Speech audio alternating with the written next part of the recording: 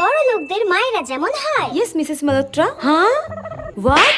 আপনার মেয়ের বিয়ে ঠিক হয়ে গেছে? ও ওয়াও, আমার মেয়ের বিয়ে? ও মিসেস মালহোত্রা, কি বলছেন আপনি? আমার মেয়ে তো এখনো খুবই ছোট, একদম কিউট বেবি। পড়ি হুঁ মে লা লা লা লা। আমার বেবির তো এখন বিয়ের বয়সই হয়নি, সবে মাত্র only 26 ইয়ার্স। হ্যাঁ, বিয়ে? No never.